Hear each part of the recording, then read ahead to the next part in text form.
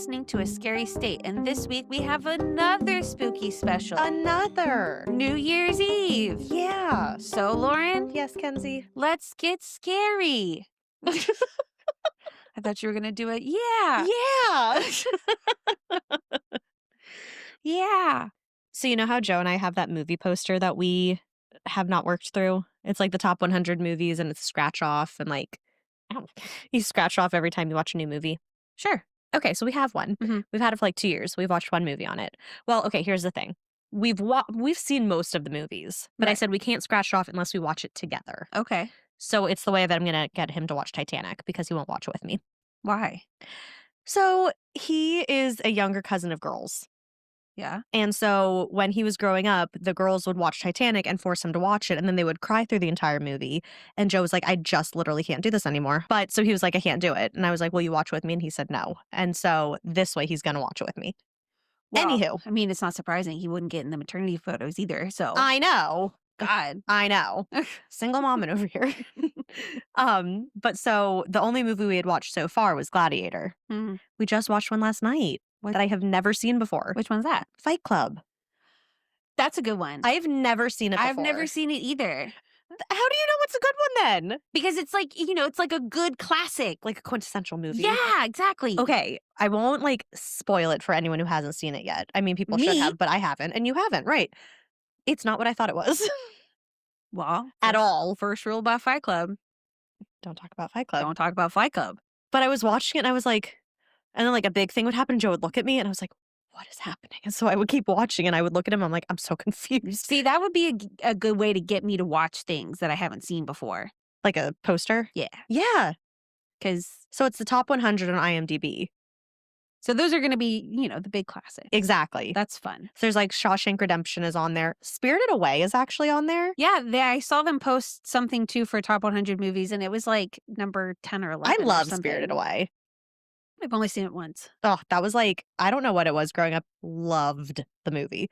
But yeah, so there's like a lot of good ones on there that we're Yeah. going to watch. But then there's also a ton of like French films or like films that you have to read, which we don't have a problem with, but it's like you're not always in the mood to like read all the subtitles for a movie. Well, especially if it's the whole movie. Right. So those are the ones where we'll like look at it. I'm like, today's not the day. That's what drives me nuts about Inglourious Basterds. A quarter of it you have to read.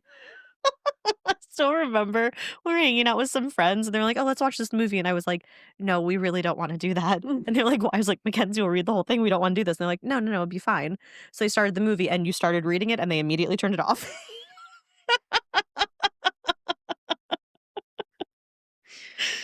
Yeah.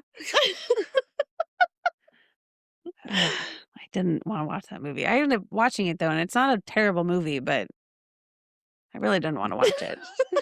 I know. So if I don't So you made it as annoying as possible so no one would want to watch it. Yes. Yeah, I don't remember doing that. I do remember not wanting to watch it and where we were when I didn't want to watch it. but Yep. I didn't remember doing that. Oh, I do. I have no doubt. That's why we stopped it. I got a little concerned over my little trip because I was like, wow, my memory is like really bad. Because we were at dinner and my dad starts talking about something and then he's like, yeah, Mackenzie ended up doing, most of it. I was like, what are you talking about? And they were like, there's this thing in upstate New York in Rochester, it's called the garbage plate. It's not as gross as it sounds. I was like, when did I have that? And then I do actually think I remember you talking about that. really? Yeah. Shit. Because my cousin was like, yeah, when you came up to visit. I was like, when did I do that? I had no recollection. Zero. Zilch. Nada. You need to start writing down. I need to start filming my life. This can be your New Year's resolution. Every day you write down like 2 sentences of what you did that day. And then at the end of the year, you can read over it and be like, how? Yeah, but here's the thing. I'm realizing I don't remember those things because I bet at the time I didn't deem it important enough to put in my memory. And other things come along and I don't have a big capacity. But see, that's why you write just like a couple sentences every day. Like, went over to my best friend's house to record. Love spending time with her. She's great. Sounds like I'm only doing one thing. And then like went home and ate chicken nuggets. I don't know. That's like 3 sentences of what your day was. Sure. Supposedly I went to see the Addams Family in New York on Yeah. Broadway. You told me about that too. I know more about your life than you do. You remember me telling you about that? Yes. But I think you told me recently about a memory that you didn't have about going to see the Addams Family. You're right. So I knew that part. That's probably what it was. There we go. And then, at my grandparents' house, I had made a comment about, like, we're talking about the backyard. I was like, I don't think I've ever actually been in the backyard. And both my grandma and my dad look at me. They're like, of course you have. When we used to do the pinata, and I was like, what? They were like, yeah, we would go out and hit a pinata. I was like, for what? They're like, for Christmas. I was like, what? And then I started really panicking. I was like, oh my God, this is like really important things that I just can't seem to remember. And I was like, well, I'm used to it for something when I'm little, like, of course. Right. But like when I'm older, and my grandma's like, oh, yeah, you were really little. I was like, fuck all you guys. Made me think this is supposed to be a memory I'm supposed to have. And I was like, Like a core memory. like, what? Well, my mom says all the time, she's like, I should have just put you and your brother in a cardboard box. You don't remember anything we did. Okay, so you guys are the same way? Well, yeah, when you're younger, we didn't remember anything. My mom was like, remember when we took you to Mount Vernon? And I was like, no. Oh, okay, but not like you were like 12 No. and you don't remember. I mean, maybe if someone says something, it's probably one of those things where I don't think about it until someone says it. I'm like, oh, yeah. See, that's how I typically am, but that's what scares me is the fact that these things are being brought up and there's nothing. There's not Oh. a file, there's not a scene, there's not a smell, nothing that pops up and makes me go, "Oh, yeah, now I remember." Well, Nothing. we had that. I was over at my grandma's house with my mom on Christmas Eve, and they were like, we were talking about like daycare, obviously, and like figuring all that stuff out. My mom was like, "What did we do for daycare for you before you were 5?" And I said, "I don't know." And she was like, "I literally cannot remember." She called my dad; he couldn't remember. She asked my grandma. Literally, between me being born and 5 years old, my mom has no idea where my childcare was. Well, that's good. Yeah, and she was like, "I literally can't remember." And then I would have all these, like, little flashes of memory, and I was like, "Wait, no, we were at this one place." And I was like, "I remember giving, like, the counselor a back massage." Lauren, But, what? like but it was one of those things where, like, as a kid, you're like, pretend like I mean, the kids at when I was, like, a camp counselor, they would wanna braid my hair all the time, so they That's so different. so they would pretend it was, like, a hair salon. So what we would do Yes. is we would pretend it was, like, I don't know, like, hair You place. keep going and it's still weird. I know. Look, I mean, okay. Anywho, so it's like I would have all these little memories of things, and I was like, "No, we were at this place because I remember this thing." We still can't figure it out. I just have like little flashes of memory. Sounds like maybe it was a traumatic experience, but your brain possibly blacked out. No, it wasn't like a weird back massage. It was like when kids It's like weird. No, If it a kid is wasn't. giving an adult a back well, it's not like massage. they're laying on the ground. We're like giving them a back massage. It was like we're like doing their hair and like that they're like at a salon or whatever. Okay. Whatever happened. But yeah, I have like all these like little weird memories. And then the more we would say stuff, it would be like more things would pop into my head. We still don't know where my daycare was or what my childcare situation was, but I have more I have a couple of memories from that. I don't remember the first daycare I was in. It was like at somebody's house, and then I remember being in Rocking Horse, and I have a distinct memory of two things. First, the leprechaun coming in and destroying the classroom. Oh, I remember that from like kindergarten, first grade. Destroying. Mm-hmm. We had to clean it up. Yep. Number two, this was when I had my first blankie. She had ABCs on it. Like my current one, she too fell apart. Oh, yes. And so this is really sad. One day in preschool, it was time for nap time, and I did not have a blanket. So I Oh, just no. put the little strip of blanket that I had left over my little legs. And when I woke up, it was gone. I was so sad. See, that reminds me too. I used to have a cot that we had to bring because we took naps wherever. Yeah. And it had a pillow attached to it and a blanket attached to it, and mine was dinosaur Well, themed. what fancy schmancy place I did you go know. to? Oh, it wasn't like this fancy thing, but it was like, yeah. And I told my mom that, and I was like, so we had to be somewhere where I was napping, and they provided this cot. You should look up names of daycares by where you lived when you were a baby. We tried, and but then nothing that rang a was bell. 30 years ago, so no. And it could also be different. It could be, yeah. Sure. Yeah. Yeah. So yeah, nope, still a mystery. But see, that's normal. Well, not for your mom. For you, it No, is. her and dad literally had no idea. They could not remember where I went. Well, here's my thing. They say that stress, depression, anxiety, that kind of thing, it can make you not like, you don't have a good memory. Yeah. ADHD, the whole 9. Mhm. I check every box. So, I'm like, "Okay, that's probably why." There was I feel like when traumatic things happen in your life, Mhm. those are what end up sticking out to you, Yeah. and so all the things in between All the just normal get parts. shoved away Right. because you just have this thing going on that you have to be aware of to make sure that you can respond appropriately. I think for your mom, that was having your brother. The build up to that too. So good. Oh, that was comedy gold. Oh, man. You have to tell her I said that. Well, she'll listen. Oh, she'll listen. She'll hear.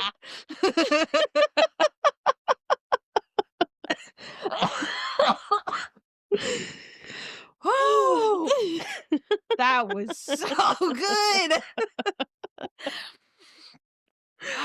I didn't even that's not even where I was planning to go, but then as I got there, I was like, I see an opportunity. Over I'm gonna here. take it. Did you have a good Christmas? Trying to change the subject. I Speaking did of have a family. good Christmas. I had a great Good. Christmas. Did you? I did, and I am even more depressed to be back here. I think my seasonal depression goes into overdrive because it was so warm. Well, we hope everyone else also had a good I Christmas. could wear a tank top and shorts. I wore shorts and t-shirts for the last 3 days. Yeah, nope, not here. No.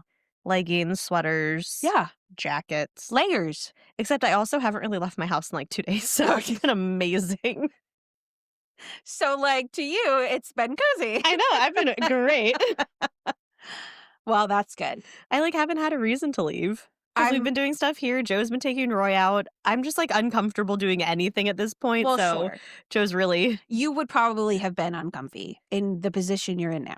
oh yeah, oh yeah, I think nighttime would have been nice for you probably. because it was like, 60s, 50s. Oh yeah, see, when it gets up to like 40s here, I'm like, oh, this is so nice. Because I don't have to wear a jacket because I'm hot all the time. So I'm just like walking outside and like, oh, this is beautiful. That's how I feel a lot of the time too. Yeah. But I'm not pregnant and Yeah. just get hot easily. Yeah. So hopefully that doesn't stay for you.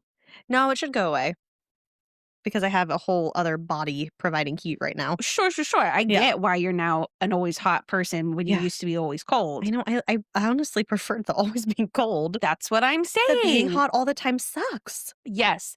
This is what I have learned. I'm eating my words because I too was one of those girlies that was like, "No, it sucks to be cold. I would rather be hot." I ate my fucking words Yeah. because now I get hot easily Hmm. and I'm not as bothered when I'm cold because I'm like, at least I'm not hot. Right. And when I'm cold, I can just put more on. Right. And it's not as uncomfortable. No, it's not. I know. I know. So, I feel it. yeah. Are you doing anything for New Year's? No. That's makes sense. We are staying in. We are like seeing if people want to come over for like a really chill game night kind of thing, Yeah. but I'm not going anywhere. That makes sense. And also because like we're almost at 35 weeks, which my friend so lovingly calls the red zone, Oh, where you could really give birth at any point. Yeah. It's not I mean, your full term considered full term at 37 weeks, but like really once you hit 35, it's fair game. So yeah, we're not going anywhere too far from the hospital. have you planned anything yet? No. What do you mean? Do you have a plan for when you give birth? I have a rough plan. You have a pla? Yeah, it hasn't come together yet. But now that Christmas is over, there are no big holidays coming up. Full steam ahead on focusing on this When do you hit 35 weeks? tomorrow. And they're expecting you to maybe hold on for another 5? I know. Well, you're technically considered full term at 37 Which would be what? in 2 weeks, Which would be when? Mid-January? mid-January. Oh, I know. I know. okay. It's a good thing you told me because I was mentally preparing for then and only then to be when this new child comes into our lives and changes everything. Everything. Now it's good to know that I should just be prepared from here until February. Well, here until he's born, because he could be late, he could be early. I think we're gonna be late. That's fine. That's good because that's what I already mentally prepared for. So like, I'm like really ready for that. Good. I just started with the other one because I didn't know.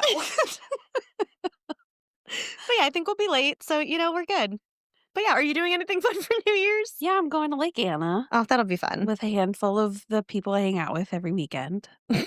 So we're just changing location. Fun. Is there gonna be a puzzle that you spend all night doing? Nope. I and others have officially banned me from puzzles. I think that is smart. Let's just hope I don't bring that Rubik's Cube Oh my god. because, first of all, I can't figure it out.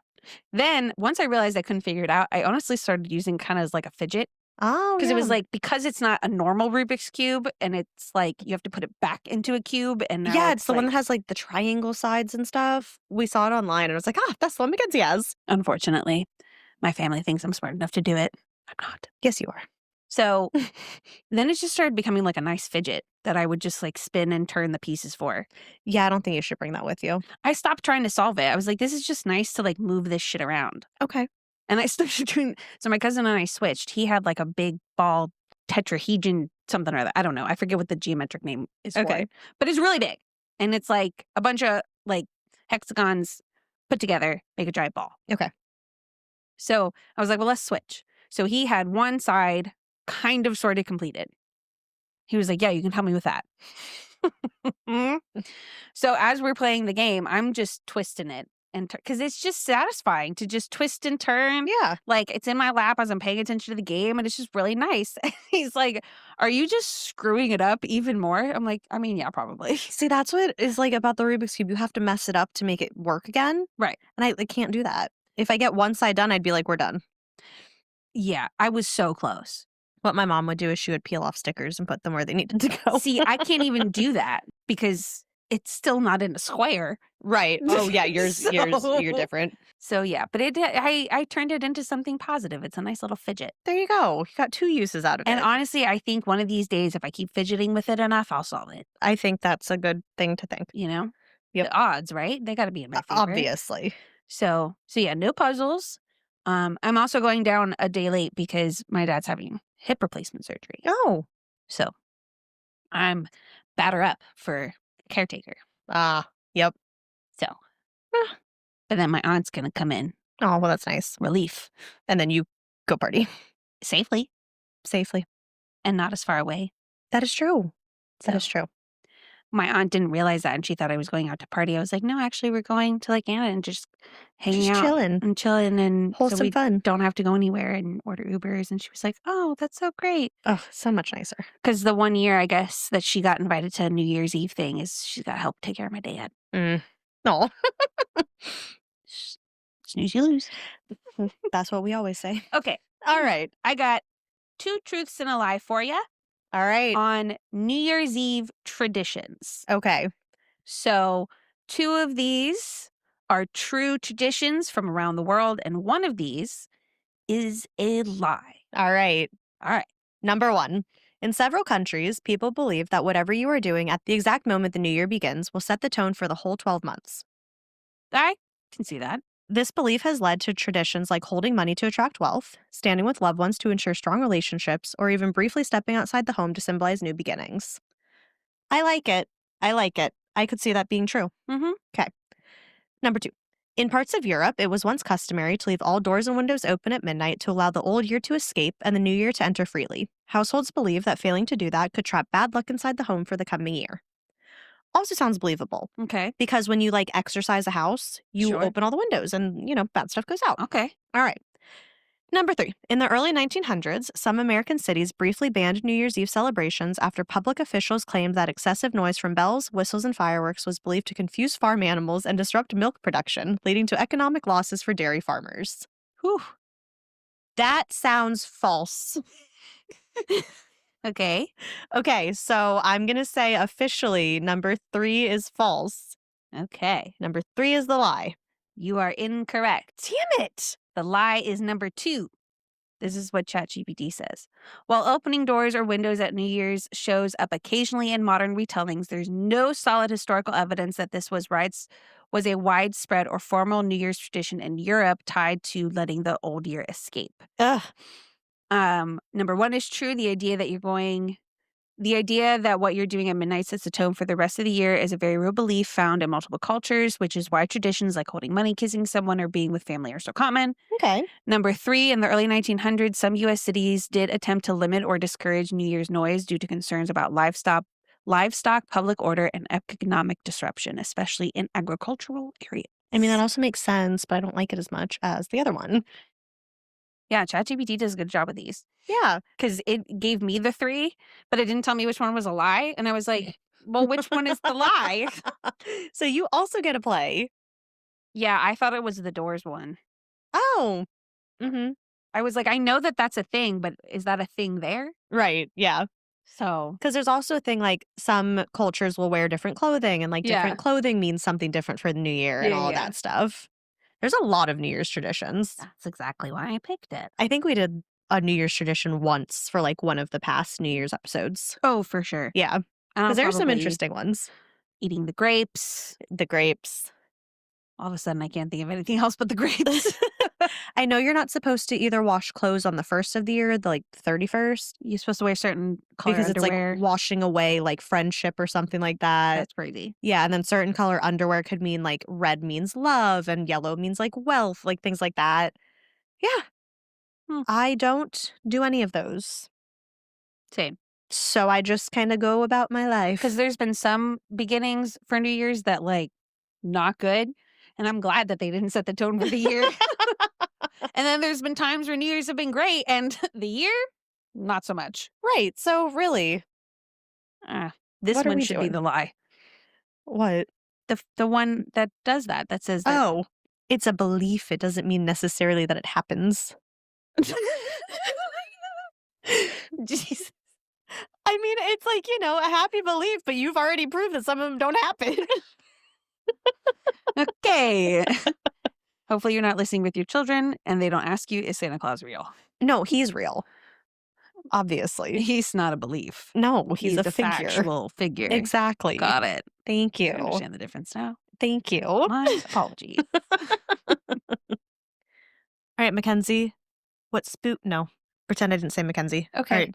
What spooky ends you conjuring, Kens? Okay. For my New Year's episode, I discovered a case that is very intriguing, but doesn't have very obvious ties to the holiday. We've been very loose with some of our connections, huh? Throughout the story, I've tried to make sure that I point out the connections so that you guys don't miss it. So we don't have any questions. But yes, I know, it's a stretch. Trigger warning, this story does contain topics of sexual assault, so please consider when deciding to listen. Also, because of where mine takes place, technically this place has states. So what I lack in one theme, I gain in another. So there's just even more of a connection that you're making. Right. Okay. I do my best.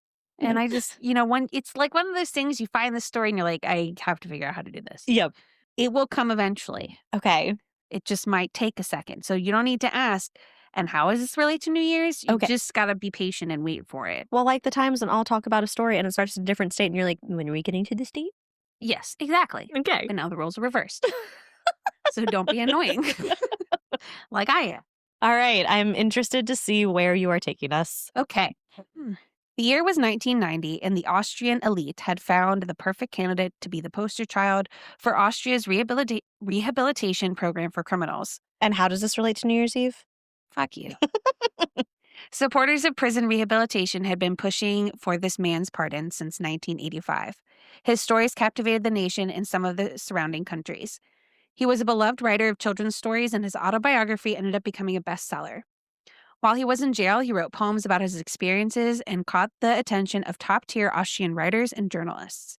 He became a crime reporter that investigated the lives of sex workers and their disappearances. Oh. No one suspected this man, who had been in jail for murder, would ever kill again.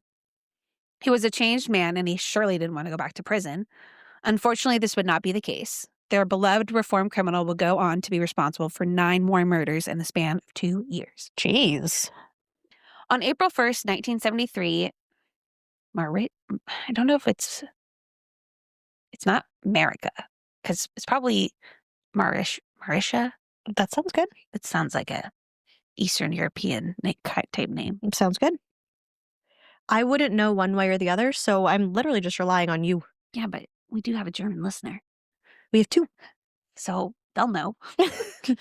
To our German listeners, if Mackenzie's pronouncing this wrong, reach out to us, let us know.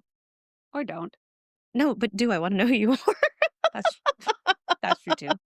On April 1st, 1973, Marisha Horvath, a 23-year-old from Yugoslavia, was found murdered in a lake near Salzburg, Austria. She had been found and gagged with a pantyhose and a distinct necktie. Lead investigator August Schiener was able to determine that the tie had been bought in Wells. Not like Wales, but Mhm. Wells. Okay. Thank you. Just be sure. Schiener had already had a suspect in mind, Johann Jack Unterweger. Look at you. Unterweger had been convicted 16 times between 1966 and 1974 for theft and burglary, pimping, sexual assault, and several accounts of physical assault. Unterweger was living in Wells at the time of the murder of Marisha Horvath. I know I didn't say those two names the same, but No, you did not. we're going to go with it. Because of Unterweger's past, Schiener, I spelled that one wrong, believed that he was responsible for this murder, as in Unterweger, not him himself. Unterweger was responsible for the murder. For the murder of Horvath. Okay. Yes, I realized I wrote that a little funky. However, he could not find any definitive evidence to connect Unterweger, and he had to let him go. Right, yeah. But Schiener, he wouldn't let it go.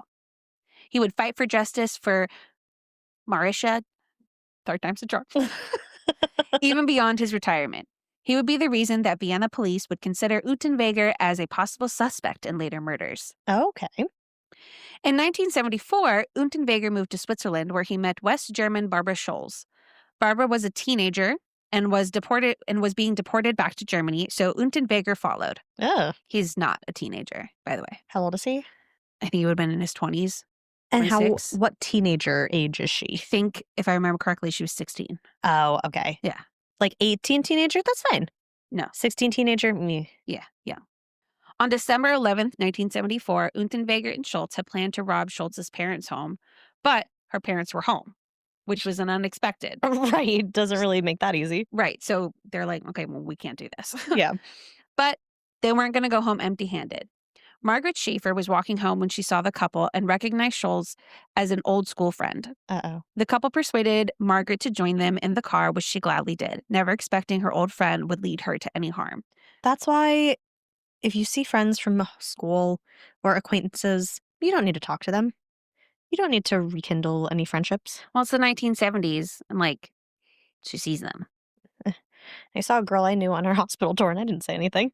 Yeah, but there's enough people around that you could get away with that. True. Yeah.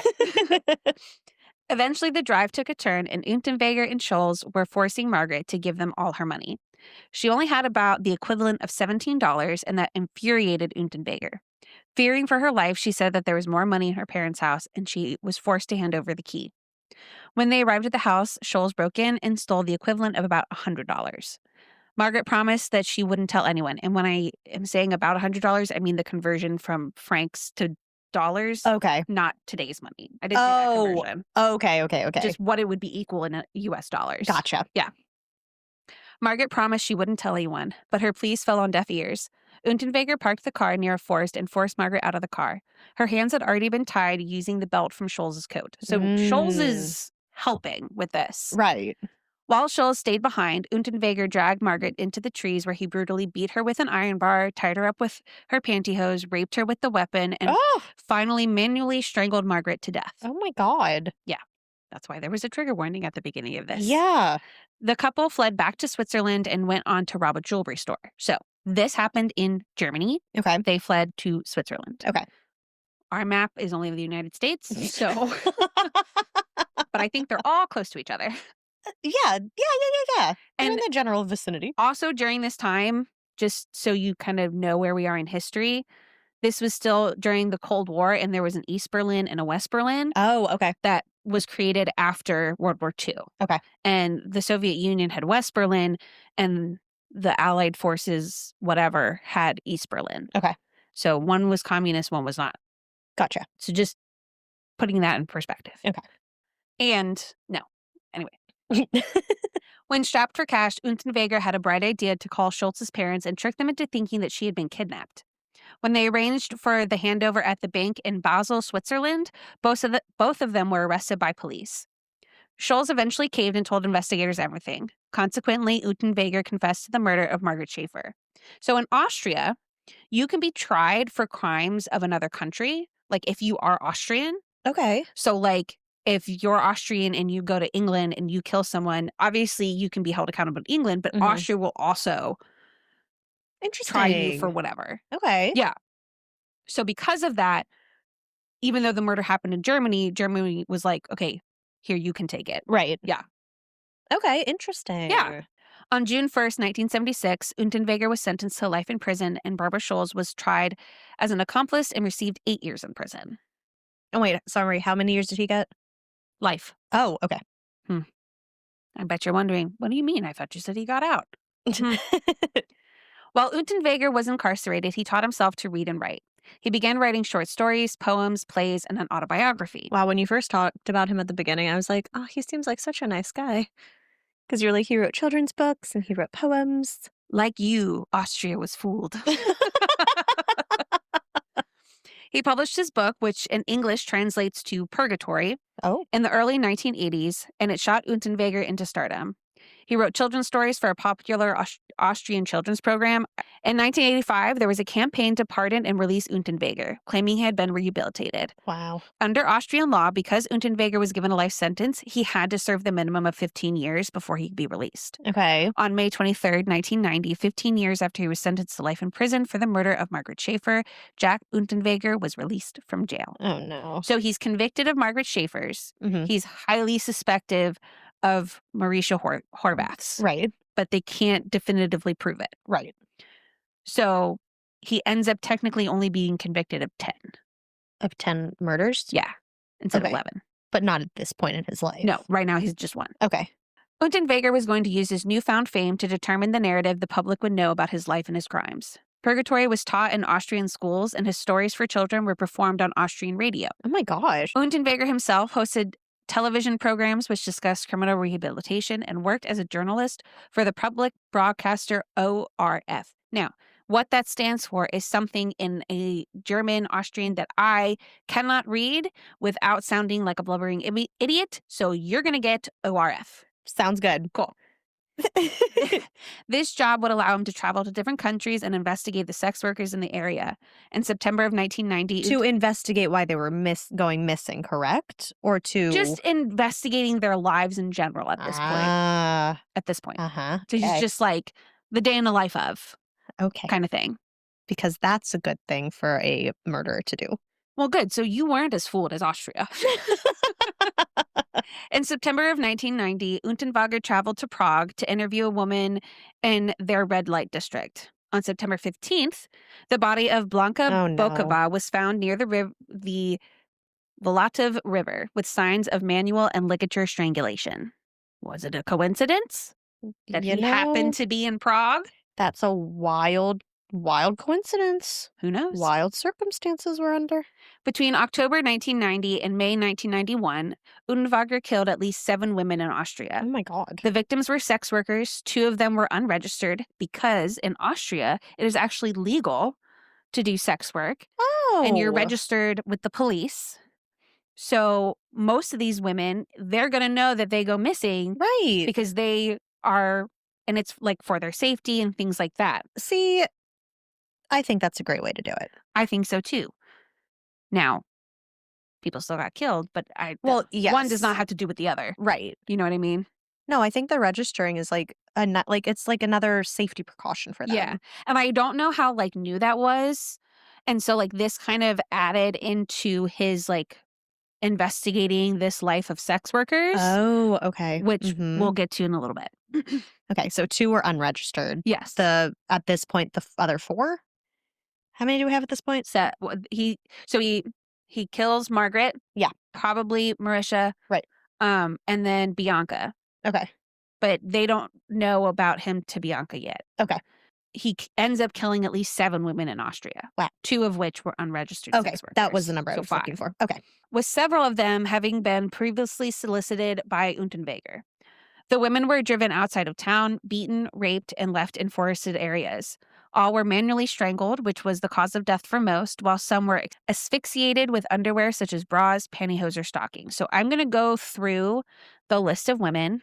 I kind of gave an overview of what happened to them. Right. So that's why I decided to just kind of quickly go through it, or else we'd be here forever. If you like podcasts, I would listen to Serial Killers. It's one of my favorites. They do an episode on the Vienna Strangler, so they do his life, and they do well of going into his life plus the details of the other cases. Gotcha. So highly recommend. So on October 27th, 1990, he killed 41-year-old Brunhildel Masser, and she was found on January 26, 1991. So 4 months later? Okay. Okay. The connection is coming. So keep an eye out for it. Okay. On December 5th, 1990, Oh my God, Mackenzie. just 31-year-old Heidi Marie, or just Heidi Hammerer, was killed. She was found on December 31st, 1990, which would have been New Year's Eve.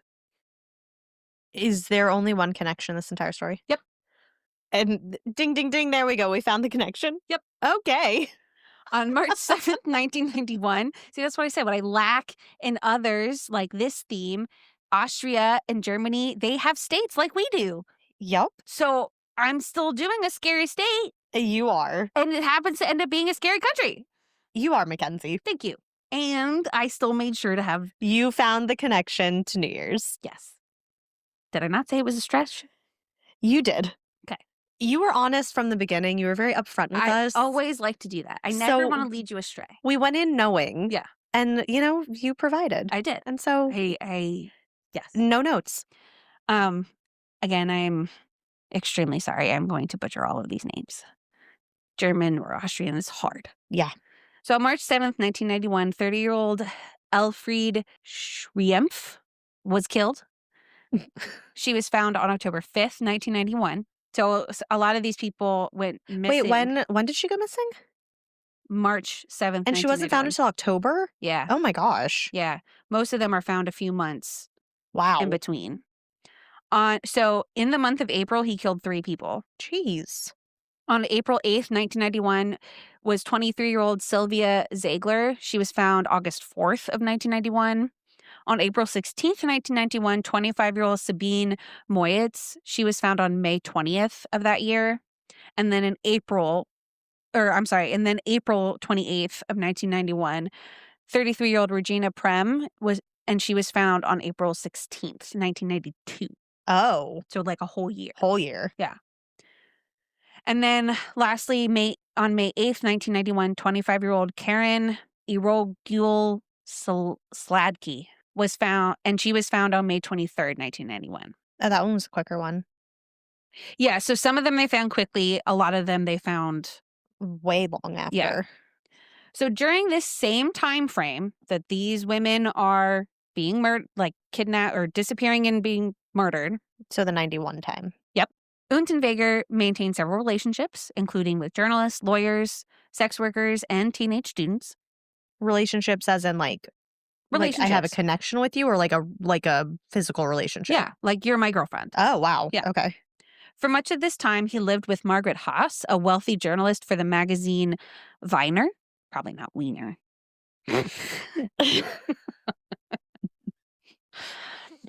Rudolf Prem, he was the husband of Regina. He had made extensive efforts to locate his wife. He offered 10,000 shillings as a reward, which, according to the converter, although it did euros, does it have shillings?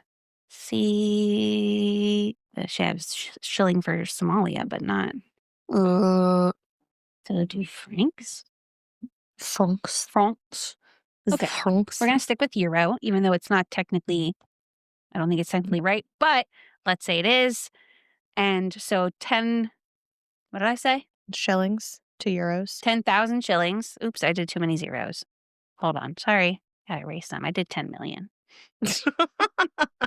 Oopsies. A Okay, little different. that makes a lot more sense.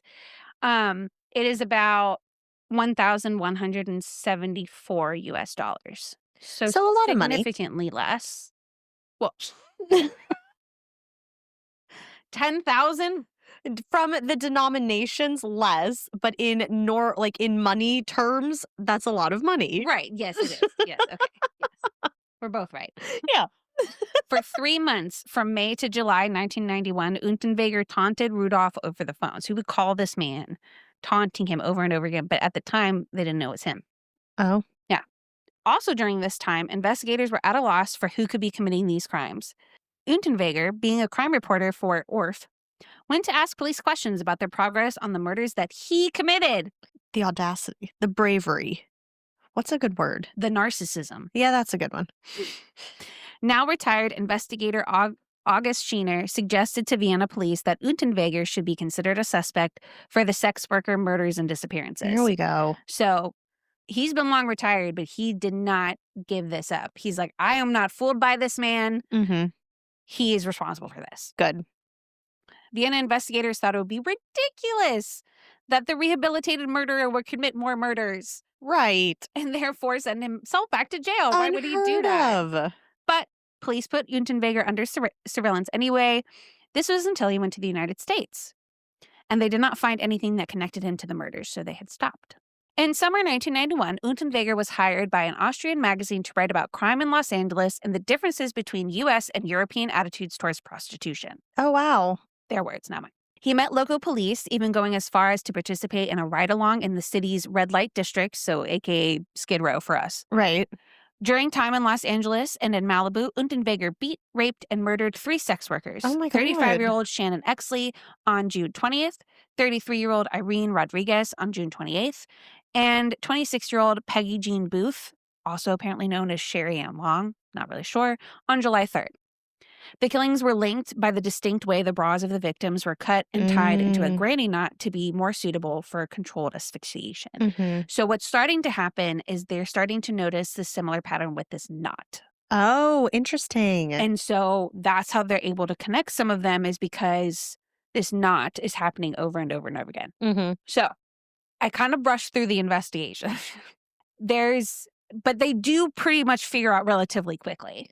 Right. That it's him, or that these Yeah. are all connected? Both. Okay.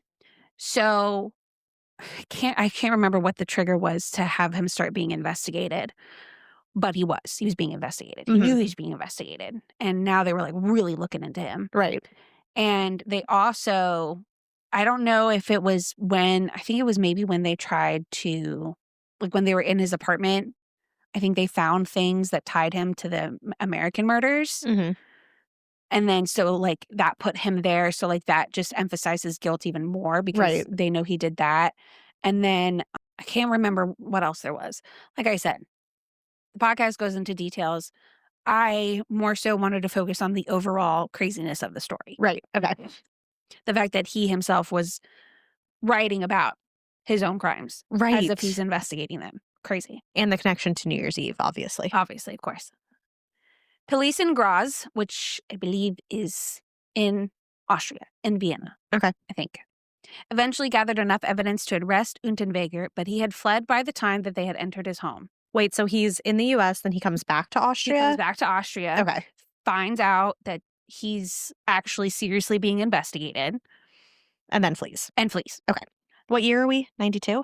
Still 91? Still 91. End of 91. 91 was a big year. End of 91. Okay. Maybe even New Year's. We're about to go into a new year. Oh my God. Sorry. After law enforcement agencies pursued him and his girlfriend, 18-year-old Bianca Mark, through Switzerland, France, and the United States, he was finally arrested by U.S. Marshals in Miami, Florida on February 27th, 1992. Wow. While a fugitive, so this speaks to his narcissism, while a fugitive, Unterweger contacted ORF in an attempt to convince the broadcaster of his innocence. So he sees all these things they're saying about him, and so he decides to call in and is like, no, this is actually what happened. Okay.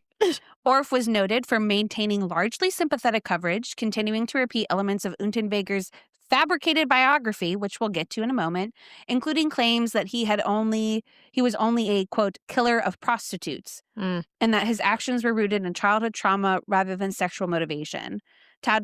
Tabloid newspapers also referred to him by the epitaph, Epitaph. epitaph, quote, the murder poet. Mm. Stop giving them these names. Right. Unterweger was extradited to Austria on May 27th, 1992, and charged with 11 murders.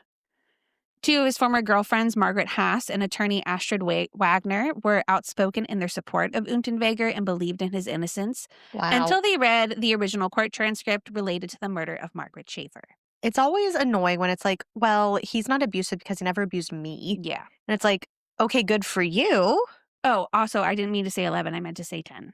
Because the 11th one we're unsure about. The very first one that Mhm. he's suspected of doing is that is suspected. They could not definitively prove it, Ugh. but most people believe. And he never said anything about that one? No. Ugh, that's annoying. So we were at the point where He's about to go to trial. These two women are like, oh my God, he didn't do it. he's so great. But then they read the court transcript of the murder of Margaret Schaefer, the one he got caught for the first time. Okay. And then they're like, oh, never mind. So in Austrian law, you can either get majority, which rules you're guilty. You can get non-majority, which means you're not guilty. So it doesn't have to be all or one. Oh, wow. So like here, Right. we need it to be unanimous. There's 8 jurors. Okay. If you get a 4-4 split, I Mhm. think it's essentially equivalent to a hung jury. Okay. Why wouldn't they throw in a ninth one? Huh. Huh. Because it's like you can have 2 or Right. 3 options. Right. Where like for us, it's pretty much guilty, not guilty. Yeah. For them, there's that third option. Oh, interesting. So he really only had to get 4 people to believe him. On a side, yeah. Yeah, at the very least. Yeah. And there's this one interview with I think it was like a psychiatric doctor in the jail who would be regularly sitting like with him when he would be brought back to the jail after like trial. Mhm. And he would like brag to him about like, oh, I can tell that this juror and this juror like me. I know that this one and this one don't like me. Like he was very good at reading people. Jeez. Obviously, he's a sociopath. Right. So, but yeah, he like boasted about it. Ultimately, the jury found Unterweger guilty of 9 murders by I'm sorry. Right, because the other one was already convicted. My bad. Oh, yeah. The one that he went to jail for and then Right. got out. So just the last 9 that he did afterwards. Right. And they're counting the 3 from the US. Yes. Oh, okay. Because remember, you can be Right. tried In Austria. in Austria for crimes in other countries. That's such an interesting law. right. I mean, it's great. Like, I think it's a great law. Absolutely, because then he's held accountable no matter Yes. Yes. what. So I really like that. Yeah. But he was found guilty of 9 murders by a 6-2 majority, Wow. which was sufficient for conviction under Austrian law. Following a psychiatric evaluation, Austrian psychiatrist Dr. Reinhard Haller diagnosed Unterweger with narcissistic personality disorder. Mm-hmm.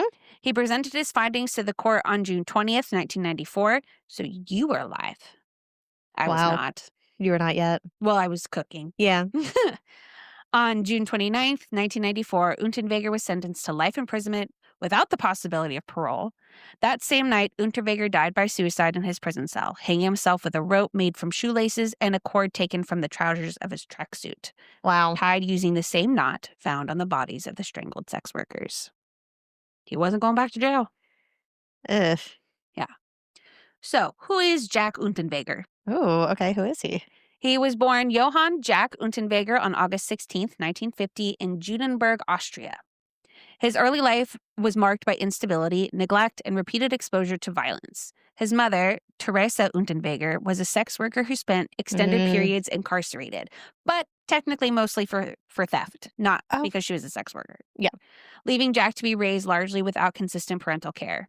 His biological father was never present in his life because apparently, so 1950, that's 5 years after World War II. Yep. And after, even though Germany's like surrendered, whatever, Allied troops were like, we're going to just stick around just to make sure you don't do anything stupid. Right. So at this time, there was a lot of U.S. military men in Germany. Okay. So apparently there was this like baby boom Mm. because all these US military men were having sex with all these Austrian women Oh, gosh. and consequently getting them pregnant. And apparently his dad was named Jack, which is where he gets his name. Oh. But that's why he doesn't know his dad, because he left. Oh. Yeah. Okay. Unterweger was never formally adopted, contributing to a persistent lack of structure and supervision throughout his childhood. As a young child, Unterweger was placed in the care of his maternal grandfather, a man described as abusive and authoritarian. Unterweger later claimed that his grandfather subjected him to frequent physical violence and psychological intimidation. Whether exaggerated or not, court records and later evaluations confirm that his upbringing was chaotic and emotionally deprived. Oh. From an early age, Unterweger displayed behavioral problems, struggled in school, and was often in conflict with authority figures. By his teenage years, Unterweger had begun engaging in petty crime, including theft and burglary. These offenses escalated quickly, and by the late 1960s and early 1970s, he had accumulated multiple convictions. His criminal activity was often impulsive and violent, and he showed little ability to maintain steady employment or stable relationships. During this period, Unterweger also began demonstrating a pattern of misogynist behavior, particularly toward women involved in sex work, an attitude that would later become central to his crimes. In conclusion, it was later determined pretty much what I just said to you is his version of events. Oh. It was later determined that majority of the things that Unterweger wrote in his autobiography were either entirely made up or greatly exaggerated. No. Like, most of it was not true. Wow. Yeah.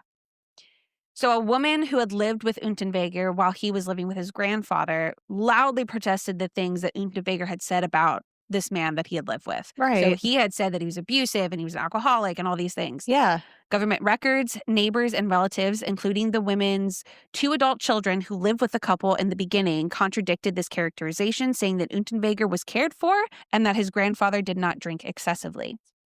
It also should be noted that his mother was, according to records, was never a registered sex Oh. worker, and she only ever got arrested for theft and burglary. Was she a unregistered sex worker or unclear? Unclear. Okay. He said, she said. Right. So that's just also something to keep in mind. Hmm. Another lie was that when he went to live with his Aunt Anne at 8 years old, she was the only relative who was nice to him. And then she was murdered, and it greatly impacted his psyche, which he claimed contributed to his later crimes. Unterweger's own mother told the press that she never had a sister. Anne had been a woman who was murdered, but Unterweger only knew about it because it had been reported about in a newspaper. Jeez. So, yeah, a lot of the stuff he said was just not true. Right.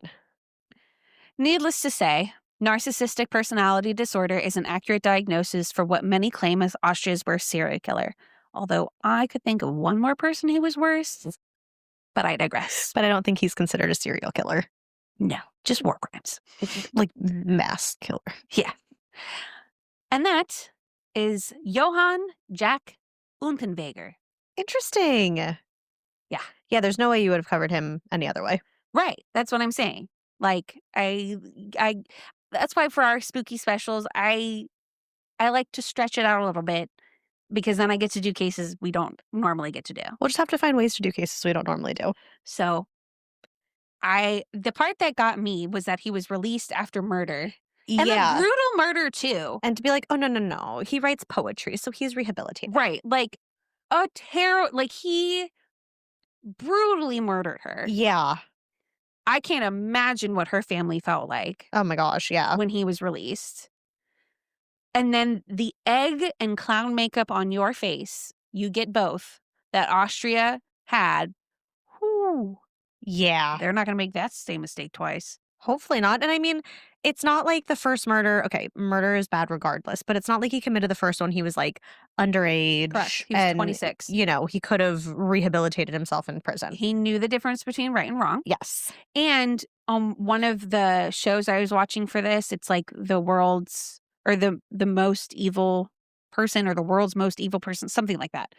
And his story is one of the episodes. And one of the women who like talks on the show was saying that criminals can be rehabilitated had he taken accountability for his crimes and understood that they were wrong and he shouldn't do them again, then he could be considered rehabilitated. But he never did that. Right. It was always somebody else's fault. he had gone through this tough life that ended up being pretty much fake. And so that's not being rehabilitated. And But it was only because he was writing poetry and he was now in the public eye that they're like, he was "Oh, such no, a good he's writer. right. He's such a good writer, so he's such a good person, so he should be Right. released." And what's crazy is he went to jail 16 times, majority of them for assault. How did he keep getting out? Number one. And number two, why After the first one, he has repeated offenses. right. Like, you see the first time he's in jail for murder and then Like he gets it released. clearly shows an escalation. And then you go back for assault. And you think he's not going to do it again? Right. Please. But 3 powerful people, I forget who it was, but those powerful people were like, he's rehabilitated. Mm, You need to pardon him. And I guess because his things were catching the attention of the media, right. some people were like, yeah. And so the Austrian government was like, fine, but he has to do at least 15 years. I mean, at least, like, stuck with that, but, like... At least they had to. Right, right. Because in the United States, he wouldn't have had to finish. He wouldn't have had to make it to 15. He could have been pardoned and that was it. That's true. You know, if someone's like, yeah, you can be released, then you can be released. You don't have to have served whatever. Right. The minimums on laws here are just kind of like a suggestion. Right. Like a minimum of 25. Decises. Right. Decides. So, wow. Well, Jack Unterweger. nice coverage. Yeah. Very proud of you for saying his name the same throughout your story. Thank you. I listened to it for 45, 90 minutes. Wow. Said over and over again. So I got it. Good job. That's also, if you notice, why I just said in Austria, in Germany. Instead of the little towns. Yeah. Yeah. Like, I could. We got Prague. I got Prague. We got Salzburg. We got Vienna. There were other places. I was like, nope. No, you're already ahead. Stay ahead. Yeah. Like, especially when he was in Austria, the specific towns, like, it wasn't just like, obviously it's like kind of like you have this state of Virginia, but it's not just Virginia. There's towns. Right. And things like that. Right. They have the same thing. Yeah. And so in Vienna, there's obviously going to be different towns. The names of those towns were what was difficult. Yeah. So I kept it Vienna because I know how to say that. Yeah, exactly. So look, I'm equal opportunity. It's any language that's not English. And even English, I butcher. Even English. So really, I just, equal opportunity. Yeah. Yeah. Plus, it was a really fascinating story. It was. I can't imagine I would feel like such a fool being a police officer had he come in and talked to me specifically about the case. Me thinking, oh yeah, he's this great. Let me talk to this guy about it. Yep. And like, to the fact that like the job that he wanted or the job that he was doing got him into like, exactly where he wanted to be. Yes. Like, I'm going to look into the lives of these and sex they thought, workers. that's perfectly okay. Right. Let's put you around vulnerable women. Mm-hmm. Because you don't have anything in your past that makes us scared of this. So anything from their past, no. Right. You're rehabilitated. Even though, when you really look at it, he did not take, the whole taking responsibility thing, I was like, that's huge. Yeah. How can you say you're rehabilitated if you can't even acknowledge that what you did before was wrong? Right. And your fault, not somebody else's. Right. So, Jack Unterweger. Well, interesting case. Nicely done. Thank you. What's spooky to you, poem, Lauren? So I wanted to find crimes that weren't just all death and murder. So Yay. I found some that were just plain odd or just like, WTF, mate. So I can't believe you said that. Thank you. All right. So if you lived in Daytona Beach in 2016, you would know that on New Year's Eve, it is a tradition for Main Street to be shut down so that people can bar hop, and December 31st, 2016 was no different. 32-year-old Robert Messaros and his fiancée were two of the many thousands out on New Year's Eve celebrating and partying. And there's no murder, right? No. Okay, cool. Robert and his fiancée arrived at the Full Moon Saloon on Main Street at about 11:45 p.m. What a name. I know. But immediately, Robert was surprised and slightly startled by the large police presence in the area. I'm sorry, sir. This is a New Year's Eve. Of course there are going to be police presence. Right. This is peak tomfoolery time. Peak tomfoolery. Robert didn't like the police presence and the crowd, so in order to make his way through, he did the only reasonable thing he could think of. Shoved. He took out his pocket knife and started swinging. Oh, no, it's even worse. In the process, he stabbed 3 people, to include his fiancée. After getting stabbed, one of the victims went up to a police officer and told him that he was standing in the crowd on Main Street when his wife saw this man, Robert, make a sudden movement. The victim then felt a sharp pain and saw he had been stabbed in his hand. He then saw Robert start running. He said it was about 30 seconds to a minute before midnight. Police chased Robert for several So what is blocks. that kind of New Year gonna give him? That's what he's doing going into the new year. The guy said it wasn't very fun spending New Year's Eve in an ambulance. Yeah, I'm sure it's not. Police chased Robert for several blocks before finally arresting him in the parking lot of Community United Methodist Church on Harvey Avenue. Thankfully, all 3 victims had non-life threatening wounds. Including his fiance. Uh-huh. The other person stabbed was a woman, Megan Milks, who had been stabbed in the leg. She had a 5-inch long and 1 to 2-inch deep cut, which was like, that's pretty big. Jeez. Robert's fiance had also been stabbed in the leg. Robert, She's still his fiance? it didn't say. I have no updates on I that. think that would cancel the wedding for me. I'd be like, you stabbed me in the leg. Yeah. No thanks. Robert was arrested on 3 charges of aggravated battery with a deadly weapon with a bond set to $30,000. Police found the bloody pocket knife, which they said had a logo from the comic book and movie The Punisher on it. Uh-oh. The character is a fictional vigilante. Robert claimed that he was, He quote, wasn't even vigilanting anything. No, he wasn't. Like, He wasn't at all. Robert claimed that he was, quote, startled after seeing officers in the area and started swinging the knife around in an, quote, effort to leave the crowd. that doesn't even make sense. No, it doesn't. It's not even a good lie. Like, you're in a very crowded New Year's Eve function. I love it when stupid people make up stupid answers. Right. All right. Our next one. In Vestavia Hills, Alabama, Danielle Yancey, who is apparently a reality star who stars in the Bravo TV show Jersey Belle, and her husband Bart had just gotten home from an early dinner on New Bart. Year's Eve, Bart, in 2015. Their dog, Sweet Pea, Aw. is afraid of fireworks, so Danielle and Bart wanted to get home early, turn on the TVs, and cuddle with their dogs during the New Year's Eve fireworks. Responsible pet owners. Yes, to make sure that the dogs aren't scared. Yes. Joe and I have not seen fireworks on the 4th of July for 5 years. To be honest with you, I'm not a fan of fireworks either. I love fireworks. I know animals don't. I know they're like a big issue. I love them. I think they're pretty. They are pretty. I think they're also too loud. I like the ones though when you're close and you can like feel the boom in your chest. See, that's the exact opposite feeling. Yeah, of see, it. that's why I like them. Because light travels faster than sound. And so I see the light, but I don't know when the sound's coming. And then you get the sound. And I most likely am going to be startled each time. PM. Silent fireworks. That would be great. Then just watch them on TV. I don't know. I liked seeing them in person. Oh, They're just loud. Just turn it down a little bit. earplugs. Yeah. But I don't like those. I'm giving you solutions. You don't like any of them. Because I want to complain. Jeez. Don't help me fix my problem. Oh, just complain. I get it. Thank you. At around 10:50 p.m., a naked man wearing only a Ronald Reagan rubber mask and a sock covering his private parts crept up to the Yancey's back gate to their breezeway that led to their back door. The man knelt down, opened the breezeway, and crept in. Keep in mind, too, it was around 39 degrees that night. Where were they? Alabama. Dang, that's cold. I know.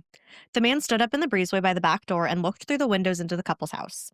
Bart had just taken out the trash and returned inside when he caught a glimpse of a shadow in their breezeway. He ran out while yelling at Ronald Reagan. As the man fled the house, Bart followed him briefly while calling 911. The police responded to the scene but were unable to find the man. Quote, "It was so cold outside," Yancey said. "The police said he wouldn't last long outside nude like that." The couple had video cameras, so they were able to show it to the cops. I'm surprised that people are bold enough to break into someone's home in Alabama.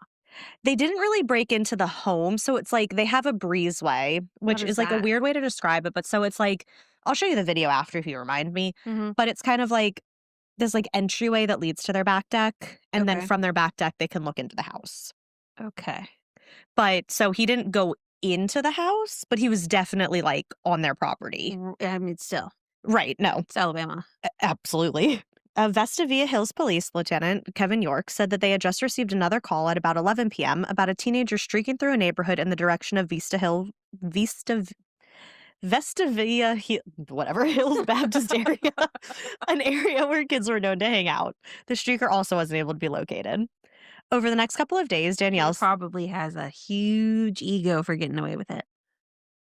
hold. Okay. Over the next couple of days, Danielle said that two different men came by their house and said that a guy had been arrested in their neighborhood recently doing the same thing, being naked while looking into people's windows. Mhm. They said that the man had been released but had a court date coming up. What do you Danielle, get arrested for that? Crime would that be? Indecent exposure? probably, yeah. Breaking trespassing? Yeah, probably those two. Okay. Because you technically didn't break into anything. Right. But yeah, you're not You're on dressed someone else's property and you're on someone else's property. uninvited. Yeah. Danielle said that multiple theories have been discussed about who this man was and why he did what he did. Some were things like the man lost a bet, it was a dare, or just a teenage New Year's Eve party that had gotten out of control. That would be reasonable. I'm assuming based on how this is going that it's gonna be a really dumb reason. It is. Quote, I know a lot of people are laughing about it, and honestly, I got a chuckle from it later, but at the same time, it's very concerning, Danielle Yancey said. Quote, I didn't know what he was planning on doing. Danielle discussed how scary it was because he could have been on alcohol or drugs. She said that she didn't think he had a gun on him, but that he could have potentially hurt them or even that they could have hurt him, especially because where they live, a lot of people own guns, Yeah. just like what you said being in Alabama. Yeah. Yeah, she was pretty much like, everyone in this neighborhood owns a gun. Right. Danielle said that about 4 days after this happened, someone in their neighborhood came by and told the couple that they knew who the guy was. They said it was a guy their son had over for a party and that the group of guys were just pulling a prank. They said that the guy wanted to come by and apologize, and believe it or not, he actually did. He said that it wasn't an intentional targeting, that they were just the unlucky victims of a prank. Quote, he said that a group of guys did this together, and he was one that actually came up to our entryway to our back door, and the others were in a couple of vehicles. The other guys were not seen on camera, but they were part of this, Danielle said. The family accepted the apology and did not press charges and did not release his name. Damn it. They were like, he's a kid. He apologized. No, that's true. Investigation Discovery from the Discovery Channel even reached out to the Yanceys, hoping to get a video of the man for their new series Caught on Camera. And I will show you the video. You watch it and you're like, no, sir. Well, he's wearing a mask, He is. so He is. He's wearing a mask and he has his little sock there. yeah. It's so weird. His little sock. All right, this one definitely isn't as fun and lighthearted as the others, Uh-oh. but still. Okay, it was New Year's 2011. A man named Christopher Ising, 31, was hosting a skinhead meet and greet that Oh, involved God. drinking and listening to white power music. Oh, it's already so bad. I know. Ising was part of the Atlantic City Skins. What's his name? Christopher Ising. Ising. Ising. Got it. Mhm. Okay. He was part of the Atlantic City Skins and had swastika tattoos on his arms and down his back. Wow. Speaking of mass serial killers and murders, look how it comes full circle. I know, we always have that.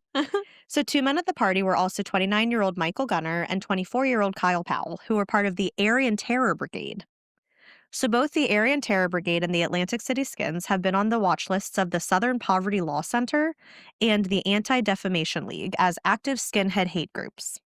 Both the Aryan Terror Brigade and Atlantic City Skinheads are acknowledged as being part of the Neo-Nazi Blood and Honor Network. Network. Which has currently been making a concerted effort to reconstruct the associates amid street hate groups, using white power concerts, events, and rallies as their means.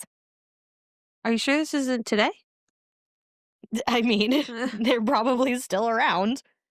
According to the statement made by the ADL, which is the Anti-Defamation League, in 2012, the Atlantic City Skins were the largest of the New Jersey-based racist skinhead groups in number and reach, and had ties to some outlaw motorcycle groups. You know, it's so great that there's more than one. Mark Potuk, a senior fellow, I don't know why I put that. I usually copy and paste their titles because sometimes it's too long, so I guess that's what I did. So a senior fellow at the SPLC, which is the Southern Poverty Law Center, Okay. said in 2012 that the Aryan Terror Brigade had 21 chapters in 19 states and a group page posting names and addresses of so-called race traitors. Oh my God. So They haven't even done an official crime yet, and it's already just so horrible. it doesn't get better. I'm sure. So hyped up on alcohol, surely drugs, and white power music, towards the end of the night, Gunner What and is Powell white power music? I don't know, and I didn't want to look it up. Fair. So I did not. Okay. Fair. So towards the end of the night, Gunner and Powell decided that they wanted to drive around and look for non-white people who they could assault. That was their whole point of going out that night. That's an insane way to think, but okay. So they, along with Ising, got into the car and started to make their way towards an apartment complex in Surreyville, a place known for non-white people. Unfortunately, shortly after they started their drive, they came upon a group of men of Egyptian descent. Mm. The 3 men proceeded to physically assault the group of men. I did not want to write any of the things that they said or any of the things that they did because it was so gross. Thank you so much for sparing us. You're welcome. So after the assault, Gunnar went on to brag about the assault online, Mhm. claiming, quote, "It was me and my other bro on like 6 or 8 and we whooped them," among other awful racist things. He also posted a photo of a pair of bloodied pants. Thankfully, the 3 men were arrested and charged with hate crimes and assaults. U.S. District Judge Joel A. Pisano in Trenton, New Jersey, sentenced Gunnar to 33 months in prison. That's not long enough. No, not at all. Gunnar had previously pled guilty to conspiracy to commit a hate crime assault and the commission of a hate crime assault. In a statement that was released, authorities said that Gunnar had brandished a knife and attacked 2 Middle Eastern men shouting anti-Arab slurs. Powell, who had pled guilty in the attack to conspiracy to commit a hate crime assault, was sentenced to 15 months in prison. Mm. And Ising had previously pleaded guilty to conspiracy to commit a hate crime assault and the commissions of a hate crime assault. He had previously entered a guilty plea on both counts of conspiracy to commit a hate crime assault as well as the actual commission of the hate crime assault, but I was unable to find what his actual sentence was. Say hate crime 5 times fast. I know. Yeah, so they all just suck. That could have happened today. Very well could have. And you'd be like, oh, was that 2012 or 2025? Both. All right, next story. Mm. Justine Smith and Francisco Pierres of Montreal, Canada were excited for New Year's Eve 2026. Nope, 2016. They were getting married and would be starting. That hasn't happened yet. Right. They were getting married and would be starting 2017 off right. Okay. Smith and Perez had 2 extra rooms in their house that they often rented out on Airbnb. They even had an instant booking option on so that people could easily book the rooms. Mhm. But due to all of the wedding planning, they forgot to turn off the automatic booking option. Uh-oh. On New Year's Eve, they already had one of the rooms rented out, so imagine their surprise when the second room was automatically rented out. Uh-oh. The couple, realizing that they hadn't turned that part off, tried to cancel the reservation, but to no avail. The renters promised that they would be super chill, nothing crazy, so the couple felt better renting to them and went forward with it. Uh-oh.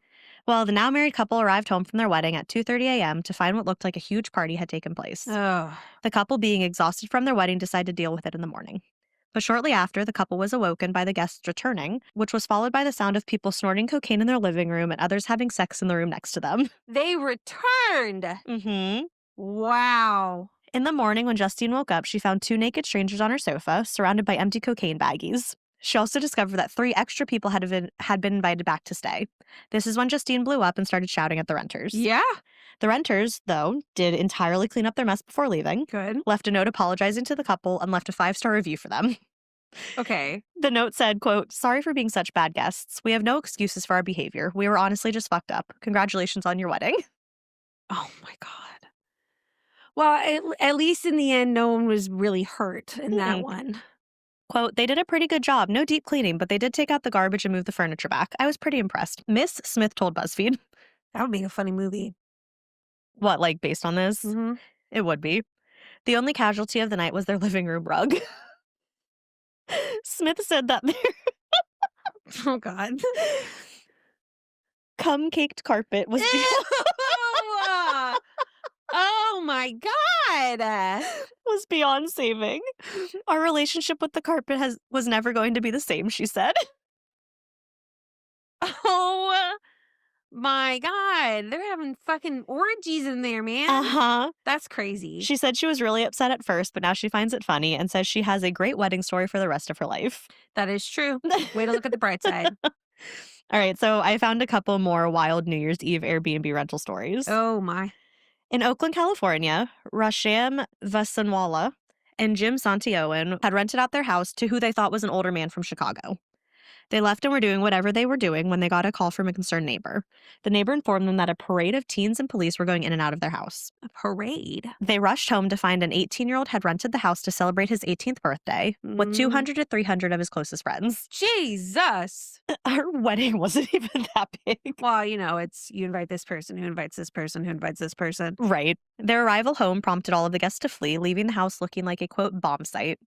Sofas were outside, the TV was in the bathroom, objects, photos, memorabilia. I have pictures of my niece that were on my fridge that were on the floor, trampled on and torn, and shoe prints all over their cute little faces, she said. Why I would never I would feel so bad. I I was could thinking that never too. never do that to someone. I would feel awful. As I was reading all of these, I was like, never once have I gone into a house and was like, I'm just gonna destroy this thing. Right, and have no Never. remorse about it. Like, even if I didn't rent it, even if it was just a random Yes. house party, I could never. No, I'd be like, this is I'm not doing this." No.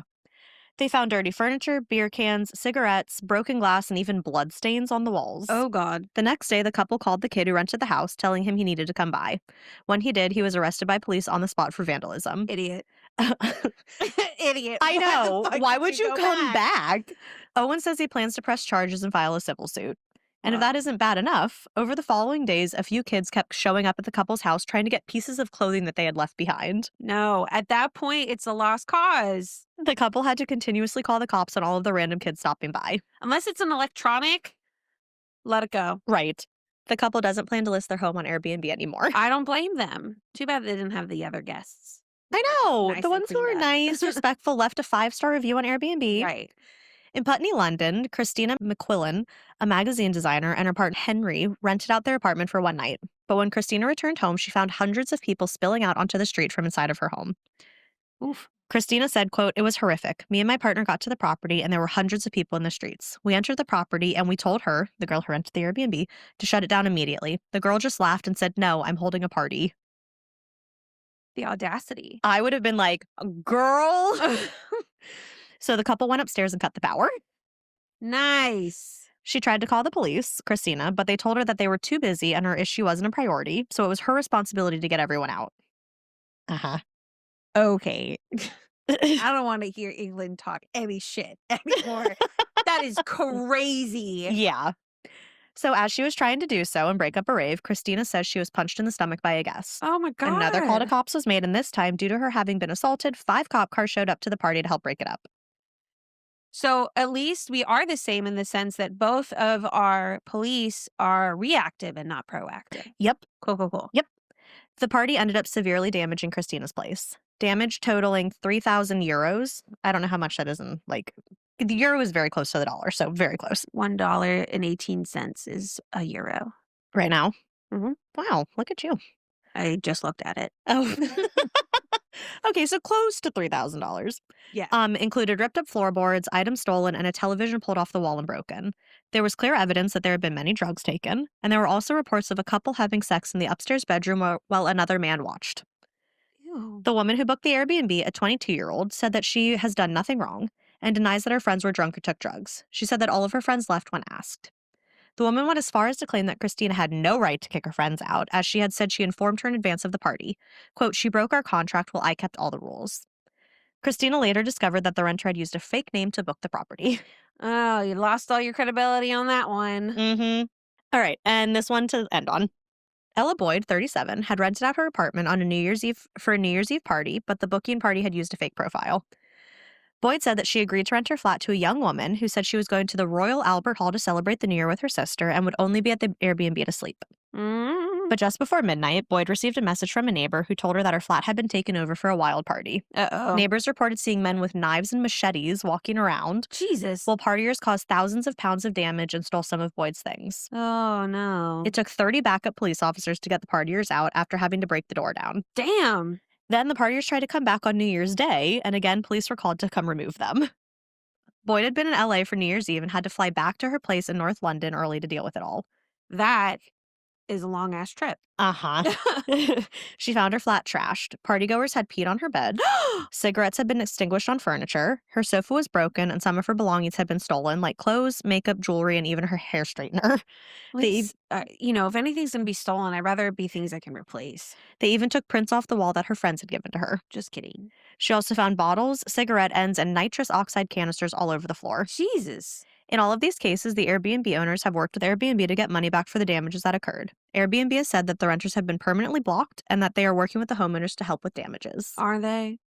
Apparently, they have like $1 million damage policy. Mm-hmm. And so they'll fix up, like they'll refund you up to like $1 million for damages. Mm. But all of the owners have said like it's kind of been a nightmare working with them I'm because they're sure. not quick to get back to No. them. No. But yeah, so just some wild and weird and what the fuck things on New Year's Eve. Ooh. You know what I've noticed since you getting pregnant? What? You say fuck a lot more. Aw. It In like just a more casual way, because typically I would know that you're really pissed off if you do that, because that's the only time you ever did it. Now you're just throwing it in casually like I do, and I'm like, look at her. oh, look at me. Yeah. Throwing my not inhibitions, but whatever to the wind. Vocabulary? Maybe. What are you doing I over don't know. here I'm trying to put at my your feet up feet? and knock some things out. Yeah, you're trying to put your feet up on an unsturdy pile of things. Did you see that foot power? That was really Wasn't impressive. that really cool? That's pretty good. So good. Okay, you lift it up with your feet. I don't have the core strength to do that right now. There's 2 of you. Come on. He's pushing on all of that core strength. I'm kidding. But yeah, hopefully your Airbnb rental, you guys don't go that crazy. We don't. And cause 3,000 euros of damage. Nope, because none of us can afford that. So whether or not some people there have the morals to not want to do it just on principle alone, at the very least, we can all agree that none of us can afford the damages. Yeah, that's so wild to me. I've never gone to a party and just been like, I'm going to destroy everything. You want to hear a fun story, though? Of course. So last year, we didn't end up doing this. We just ended up going to Old Town. But for the previous 2 years, we typically get a place and just hang out there for the weekend. Typically, we go to Deep Creek, but we finally learned our lesson, and none of us wanted to drive 3 hours back hungover. I get it. So how But- far is Lake Anna? Like, hour and a half, depending on where you go. Oh, much better. Yeah. So the last house that we had rented, first night, got a little cray-cray. It's always the first night. First night, got a little cray-cray. That's okay. I won't be there for the first night for this one. Right. Well, I missed a party too where like the first night was crazy and I came the second night and everyone was like dead and I was like, come on, like let's go. And no one wanted to and I was sad. Your friends are my friends. We're not friends with like half those people anymore. Right. So I think it was like maybe vodka or something had spilled on like the coffee table. And Oh, it was like no. a big ass stain. Mm-hmm. And we were like, fuck. And one of our friends, her grandma had like a secret clean, I think it was something with lemons, I think. Oh, lemon is always I like can't remember exactly what it was. Maybe something with mayonnaise. I don't know. It was something weird. okay. Okay. It was one of those things that it's like an old wives' tale, but it actually works. Right. Gone. Spotless. Beautiful. Wow. Yeah. We were all like, thank God for our friend's grandmother.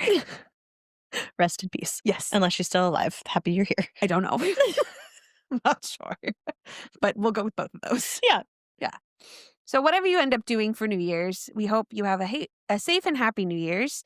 And that 2026 brings you all good things. Yes. And brings everyone all good things. And maybe 2026 is when we'll get famous. Yeah. We just have to work on that. Well, I think our fellow listeners could help by like, Yeah. telling more people. Yeah. Gosh, we're doing all the heavy lifting. That should be your New Year's resolution. You have to tell at least 2 people, who A then month. each have to tell 2 people, A who month. then have to tell 2 people. A month. Yeah. And then by the end of the year, I mean, that's just math we can't even Look do. at that. And then when we say, thank you, we couldn't have done this without you, it'll be so true. legitimate. Well, happy New Year's and stay scary. And stay safe.